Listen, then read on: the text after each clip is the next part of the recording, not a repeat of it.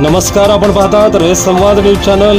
Republican सेना कार्यकर्ता संवाद दौऱ्याची सोलापूर येथे सांगता.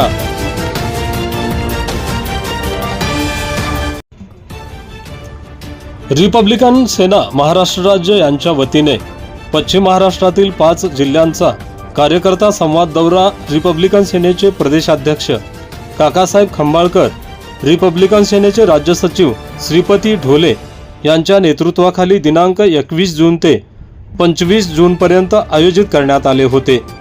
या संवाद दौऱ्याची सांगता सोलापूर येथे दिनांक 25 जून रोजी सोलापूर शासकीय विश्रामगृहात कार्यकर्त्यांशी संवाद साधून करण्यात आले.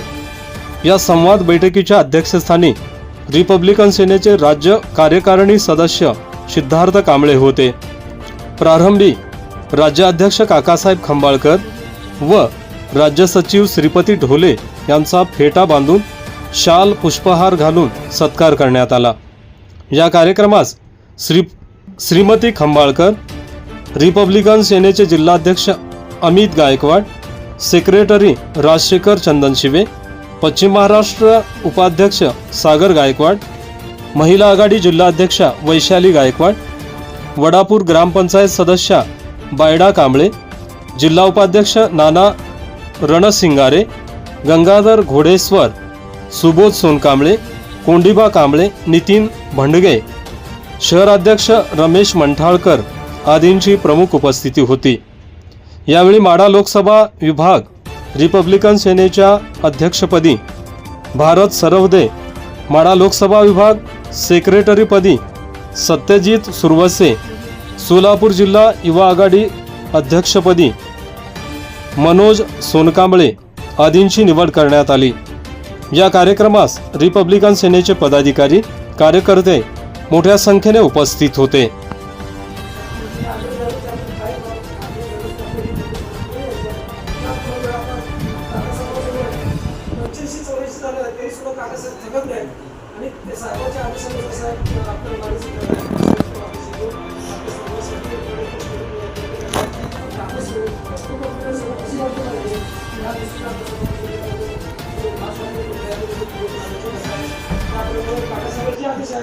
आम्ही सर्व म्हणून आपण सर्व कामाला लावूया आम्ही केलं जातं.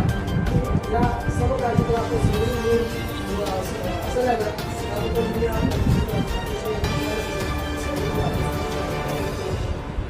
केल्याशिवाय काहीही होणार नाही. आणि खरं म्हणजे भांडणं आताच आहेत का? भांडणं बाबासाहेबांच्या काळात. मी तुम्हाला एक उदाहरण देतो की नाशिकमध्ये बाबासाहेबांची सभा आणि त्या सभेमध्ये काय झालं की 3-4 महिने कार्यकर्त्यांनी तयारी केली. कार्यक्रम 2-4 दिवसावर आला.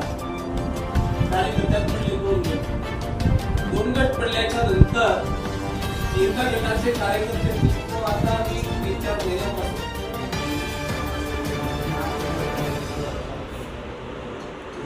काय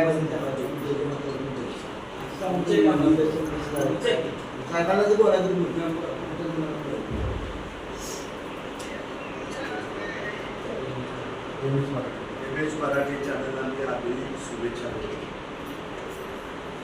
रिपब्लिकन सेनेच्या माध्यमातून सदस्यांनी आपल्याला करण्याच्या साहेबांनी सूचित केल्याप्रमाणे पक्षवाढीसाठी आणि लोकांमध्ये एक प्रेरणा आणि चेतवणी निर्माण करण्यासाठी पश्चिम महाराष्ट्राचा दौरा आम्ही आयोजित केला.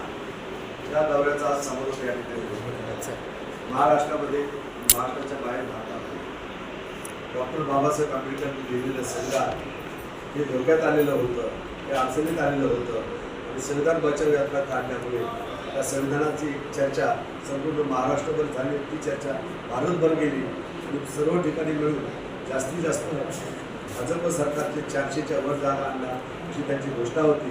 पण त्यांना भोपळ्या पडता आला नाही, त्यांना पाहिजे तसा संख्या मिळालेली नाही. दुसऱ्याची मदत घेऊन त्यांना सरकार बनवावं लागलेलं आहे. अशा पद्धतीने त्यांची हातामध्ये सत्ता गेली, चुकीच्या माणसाची हातात सत्ता गेली. ज्यांनी त्यांना साथ दिलेली आहे ते देखील दोषी आहेत. संविधान वाचवण्यासाठी ते पण ओरड करतात, तेही बोलत होते. त्यांनी त्यांच्यासोबत जाऊन त्यांना सरकार बनवण्यास मदत केली ही खेळाची बाब आहे, चुकीची गोष्ट आहे.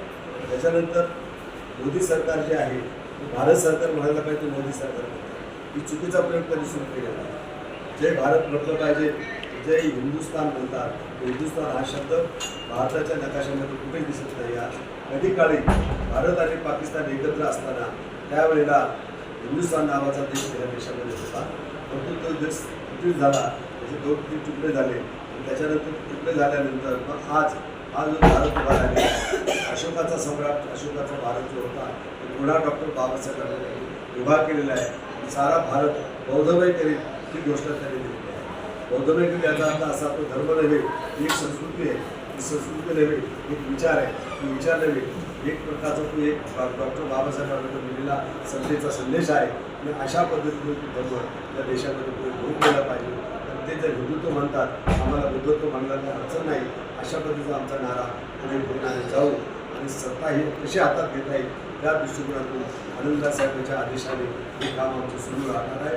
आपण या ठिकाणी माझी मुलाखत घेतली त्याबद्दल तुम्हाला धन्यवाद देतो. जय भीम, जय महाराष्ट्र, जय